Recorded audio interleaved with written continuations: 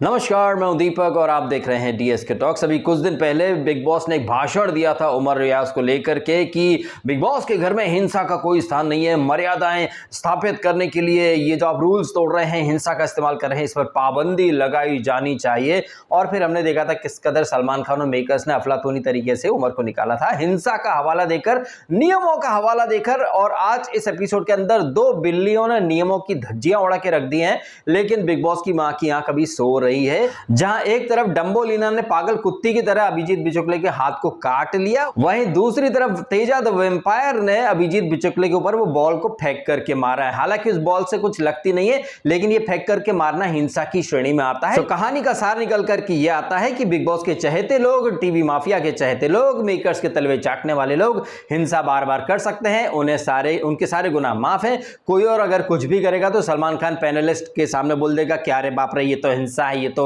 Rules का उल्लंघन है, हम इससे कैसे इग्नोर कर सकते हैं, अफसोस जनता ने आपको नहीं बचाया, आप जा सकते हैं बाहर। इस तरह का दोगलापन हमें इस सीजन में प्रचंड रूप से देखने को मिला है। और इस एपिसोड में तो भाई दोगलेपन की एक नेक्स्ट हाइट देखने को मिली है। और इस एपिसोड में दोगली नंबर 1 साबित हुई है Rashmi the Desai, spineless, third class और महामक्कार। जब तक उमर था तब तक रश्मि देसाई बहुत ज्यादा सेंसिबल और मैच्योर और समझदार लगती थी, लेकिन भाई मैं तो वेट कर रहा था कि कब इनका बिग बॉस 13 वाला तेवर हमें यहां देखने को मिले। और यहां उमर का बाहर जाना हुआ, यहां पर रश्मि देसाई का असली रूप बाहर आना हुआ। कैसी दोगली है, कैसी स्पाइनलेस है। और ये रश्मि देसाई उन लोगों के लिए खेल रही है जो कि निशांत और तेजा, जो कि कभी रश्मि देसाई को 2 कौड़ी की इज्जत नहीं देते हैं, जो लोग तुम्हारी धज्जियां उड़ाते रहे, जो लोग तुम्हारे लिए कभी खेलते नहीं है, जिन लोगों ने भर भर के तुमको सुनाया है झगड़े के नाम पर, टास्क के नाम पर, तुम उनके तलवे चाटने पहुंच गई हो। साबित हो रहा कि तुम एक नंबर की वाहियात हो, नाकारा हो, थर्ड क्लास हो, एक नंबर की घटिया हो, तुम कुलच्छनी कहीं की। और एपिसोड के एंड में हमने देखा जिस तरह से तेजोलीना रो रही है क्योंकि उसकी जो बास्केट है वो अभिजीत बिचुकले ने फाड़ दी। भैया इसकी शुरुआत तो तेजोलीना, तुम्हारे लिए खेलने वाली रश्मि लीना ने, उर्फ कद्दू लीना ने ही करी थी। तो कहते हैं ना कि जो आप दूसरों के लिए करते हो वो जब आपके ऊपर आता है तो आपको बर्दाश्त करने की क्षमता रखनी चाहिए, आपको तैयार रहना चाहिए। आप दूसरों के लिए जो गड्ढा खोद रहे हो उसमें आप भी गिर सकते हो।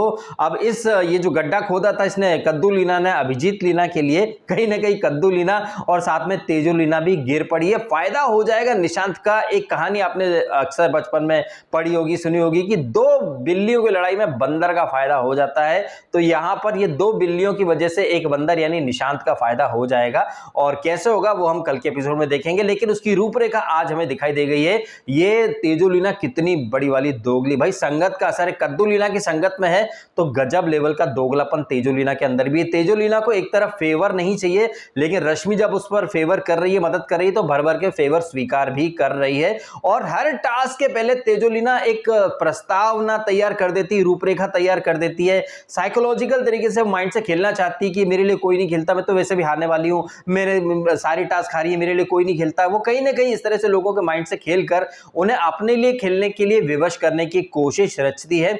पर क्या है कि दूसरे आपके लिए तब खेल पाएंगे, दूसरे आपके लिए तब कुछ कर पाएंगे जब आप खुद भी कुछ करो। तो आप खुद तो कुछ करती हो नहीं, आप चाहती हो कि सारी दुनिया आपके लिए खेले, इसी वजह से आप सारी टास्क हारती रही हो। इसी वजह से आपके पास जो स्टार आया था वो आपके पास आकर वापस चला गया, हाथ को आया मुंह न लगाया। ये है तेजोलीना का खेल। कहने को ये मोहतरमा इस एपिसोड में कह रही थी इससे करण कुंद्रा से कि मुझे फेवर नहीं चाहिए, उमर ने मुझे वीआईपी में भेजा था, उसने मुझे बहुत बार सुना दिया, तो मुझे किसी का फेवर नहीं चाहिए, लोगों का एहसान खोपड़ी पर भर चुका है। इतने बातें कर रही थी कि लोगों का लोन भारी हो चुका है, फेवर बहुत हो चुके हैं, एहसान हो चुके हैं। एट द सेम टाइम वो वापस से फेवर ही ढूंढती रहती है। वो अपने बूते कभी कुछ खेल नहीं सकती है, वो सिर्फ एक एक्टिंग करती है अबला दुखियारी नारी की। पता नहीं सारी दुनिया इसकी दुश्मन हुई बैठी है, ये मेरा दुश्मन है, वो मेरा दुश्मन है, तुम भी मेरे दुश्मन हो, सब मेरे दुश्मन है, कोई मेरे लिए कुछ नहीं खेलता है। ये खुद कितनी सगी है लोगों की। जब तक उमर था इनके साथ तब तक ये उमर की धज्जियां उड़ाया करती थी कि उमर चुगली करता है, ये करता है, वो करता है।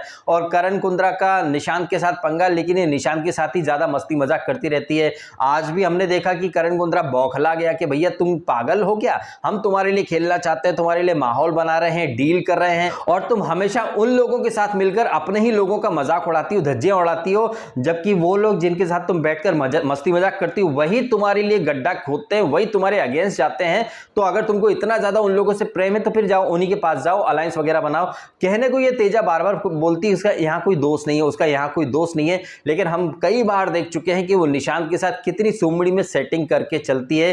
Plan A, plan B, plan C सब बैकअप प्लान के रूप में तैयार करके रखे हुए हैं उसने।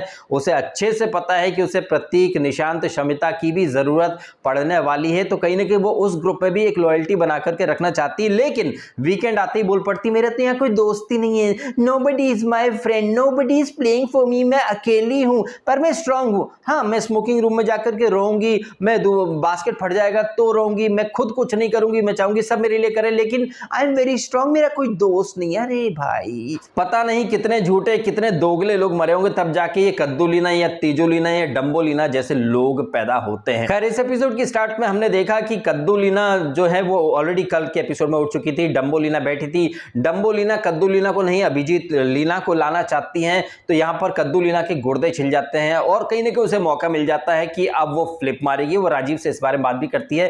राजीव बोलता है तो तुम फ्लिप कर जाओ, तुम फ्लिप कर जाओ, अभी फ्लिप करना तुम्हारे लिए एक फायदे का सौदा होगा, तुम फ्लिप कर जाओ तुम। तो यहां पर डम्बोलीना ने अभिजीत को बिठा दिया और अभिजीत का जब नंबर उठने का होता है तो वो फिर रश्मि को बिठा देते हैं और एंड में रश्मि वापस से बिचुकले को बिठा देती हैं। तो जैसे कि राखी ने कहा कि दादा बधाई, आप तो लेटे लेटे टिकट टू फिनाले के दावेदार बन गए।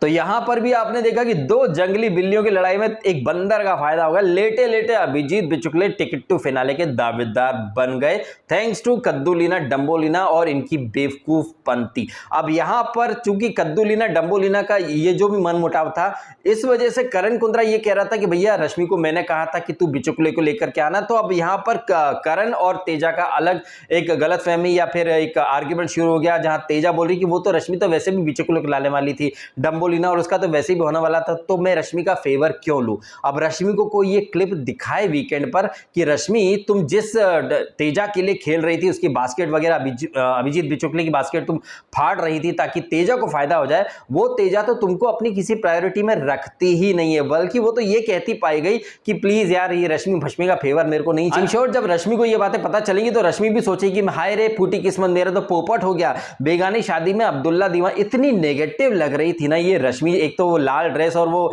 मुंह में इलायची खा रही थी, ऐसी मतलब लुक्की टाइप की वाइब्स दे रही थी वो। पता नहीं भाई साहब कौन लोग हैं जो उसको क्यूट बोलते हैं, जबकि मुझे तो अब रश्मि 2-3 दिनों से इतनी वाहियात लग रही है। इसके कंपैरिजन में डम्बोलीना तो भी थोड़ी सी बेटर लगने लग गई, जिस कदर ये रश्मि अपने असली नागिन जैसे तेवर दिखा रही है। एनीवे, यहाँ तेजा और करण की बातचीत होती रहती है, जहां पर तेजा कहीं ना कहीं सिंपैथी लेने की भर कोशिश करती है। वो बोलती है कि मैं इतनी भी बैड इंसान नहीं हूं, I am not such a bad person जो तुम पोर्ट्रे कर रहे हो। वहां करण कुंद्रा कह रहा है कि भैया मैं तेरे लिए माहौल सेट करने में लगा हूं, तू 4 लोगों के बीच में ये चाहती कि मैं चिल्ला करके स्कीम बता दूं पूरी दुनिया को, तू तेरे हिसाब से बचकानपंथी सोचती है, मैं मेरे हिसाब से मेच्योर तरीके से सोचता हूं। पता नहीं भैया इनकी जोड़ी कैसे चल पाएगी, क्योंकि ये बचकांड बनने की सिर्फ एक्टिंग कर रही है करण कुंद्रा, ये तुमको भी बेच खाएगी। तुमको तो पता भी नहीं है भैया इसने कहां कहां अपने आदमी सेट करके रखे हुए हैं।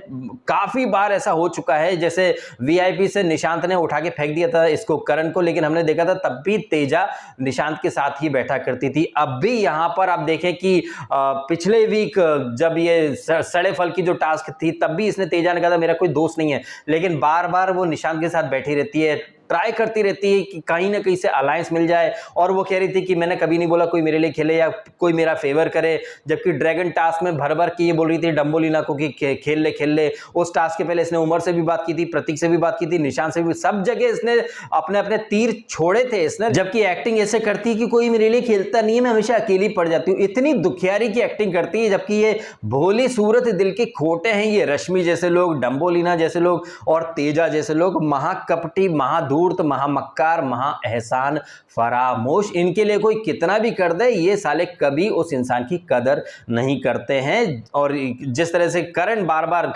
उसके तेजा के लिए माहौल बनाने की कोशिश कर रहा है, तेजा बोल रही है उसको तो जरूरत ही नहीं, तो फिर क्यों इतना कर। और अच्छा हाँ, फिर वीकेंड पर सलमान खान बोल देगा ना कि तुमने अपने आइटम के लिए कुछ क्यों नहीं किया।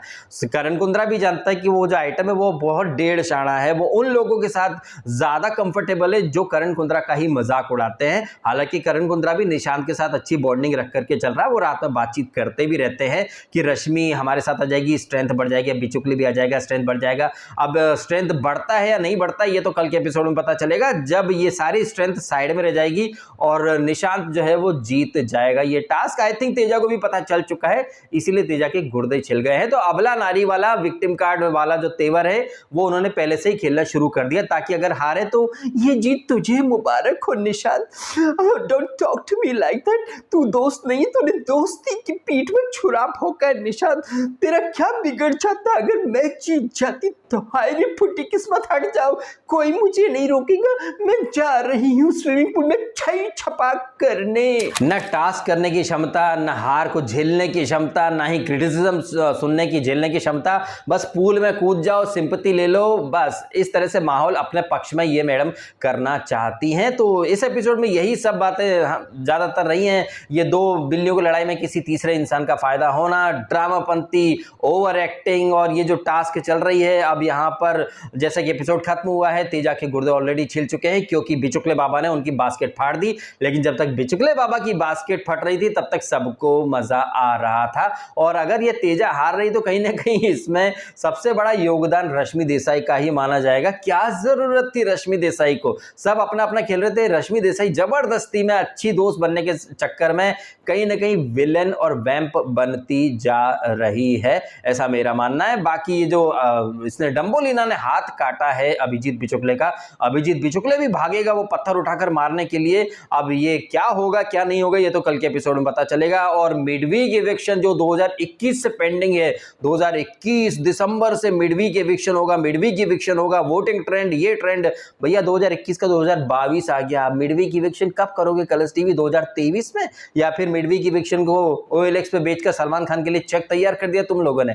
तो मेकर्स क्या करना चाहते हैं क्या नहीं करना चाहते हैं ये तो वही बेहतर समझ सकते हैं, लेकिन हमारे सामने जो तस्वीर निकल के आ रही है कि कतई घटिया, कतई बकवास, कतई boring episodes back to back ये लोग लेकर के आ रहे हैं। कोई इंटरेस्ट नहीं है, सब एकदम थक चुके हैं, सब ने गिव अप कर दिया, सबकी बॉडी लैंग्वेज से लग रहा है कि कब ये सीजन खत्म हो जाए, कोई इंटरेस्ट नहीं रहा है। और मेकर्स भी ऐसी ऐसी बोरिंग चीजें लेकर के आ रहे हैं कि पब्लिक अगर देखना भी चाहे ना तो थोड़ी देर देखने के बाद पब्लिक को जमाई आने लगती है, एकदम नींद के झोंके आने लगते हैं कि यार ये क्या वही रिपीट मोड ऑन हो गया है, क्या बकवासपंती चल रही है। और सेल्फ रिस्पेक्ट, सम्मान, आत्मसम्मान ये तो किसी कंटेस्टेंट में है ही नहीं।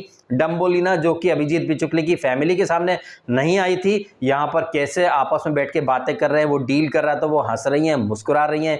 जिस अभिजीत बिचुकले की शक्ल नहीं देखना पसंद करती उसे अपने दांत से काट लेंगी उसके हाथ पे। भैया अभिजीत बिचुकले तुम भी एंटी वेनम इंजेक्शन ले लो, क्या पता इस नागिन का जहर कहीं नुकसान कर जाए तुम्हारे ऊपर। अब देखना होगा कि सलमान खान इस हिंसक व्यवहार को कैसे जस्टिफाई करता है, कहीं ना वो ये ना बोल दे कि कोई बात नहीं यार ये तो हमारे वाइल्ड कार्ड्स है, बिग बॉस के अंदर ऐसा कोई रूल नहीं है नहीं काट सकते। डम्बोलिना तुमने अच्छा हुआ काट लिया, और तेजा तुमने बॉल क्यों मारी, तुम पत्थर फेंक करके मार सकती हो, आफ्टर ऑल तुम पूल में कूद जाओगे, उससे बेटर है तुम किसी को पत्थर मार दो। तो डम्बोलिना और तेजा तुम्हारे साथ गुना माफ है। और करण तेरी क्या हिम्मत हुई बे, तेरी औकात कैसे हुई जो तूने तेजा को रोने पर मजबूर किया। तेजा खुद भी बोल सकती है, वो प्रतीक के साथ बैठे, निशान के साथ बैठे, तेरे गुर्दे क्यों छिलते हैं बे? तू एक अच्छा बॉयफ्रेंड नहीं है, समझा ना? अच्छा बॉयफ्रेंड अगर बनना है तो तेजा की हाँ में हाँ मिला, चल जा, ये अभी हक क्या, ये फ्लश कर क्या इसका। तो इस तरह की हरकतें सलमान खान कर सकता है बिकॉज वो रिलेशनशिप और इन तमाम चीजों का ब्रांड एम्बेसडर है ना भैया। इतना अच्छा बॉयफ्रेंड अगर रिलेशनशिप के ऊपर ज्ञान देगा तो भाई सामने वाले को तो सुनना ही पड़ेगा ना भाई, सुनना ही पड़ेगा। चलिए मैं करता हूं यहां पर ये वीडियो खत्म। आप कमेंट करके बताइएगा आपकी ओपिनियन, कि आपको नहीं लग रहा कि बिग बॉस के जो डबल स्टैंडर्ड है वो हर एपिसोड में एक्सपोज होते जा रहे हैं? क्या आपको नहीं लग रहा कि इस एपिसोड में दो बिल्लियों की लड़ाई की वजह से किसी तीसरे बंदर का फायदा ज्यादा होता दिख रहा है? जैसे कि डम्बोलिना कद्दूलिना की लड़ाई में बिचुकले उसका टिकट टू फिनाले का दावेदार बन गया। वहीं एपिसोड के एंड में दो शानी बिल्लियां जो कि कद्दूलिना और तेजुलिना बहुत ज्यादा शानी बन रही थी, सोच रही थी कि वाह वाह वाह बिचुकले को हटा देंगे, लेकिन हाय रे फूटी किस्मत, चले थे बिचुकले की बास्केट फाड़ने, खुद की बास्केट फट गई और इसका फायदा कहीं ना कहीं निशांत को हो जाएगा। अगेन दो शानी बिल्लियों की वजह से एक बहुत ही चतुर चालाक बंदर का फायदा हो गया है, जो कि कुछ तो हमें आज देखने को मिल गया, कुछ हमें कल देखने को मिल जाएगा। आप कमेंट करके बताइएगा इन तमाम बातों के बारे में आपके ओपिनियन। और यदि आपको ये वीडियो अच्छा लगा है, बातें सही लगी हैं, तो वीडियो को लाइक करें, कमेंट करें, शेयर करें और करें सब्सक्राइब डीएसके टॉक्स को। यदि आपने नहीं किया तो आपने समय निकाला और वीडियो देखा, आपका बहुत बहुत धन्यवाद। Thank you so much.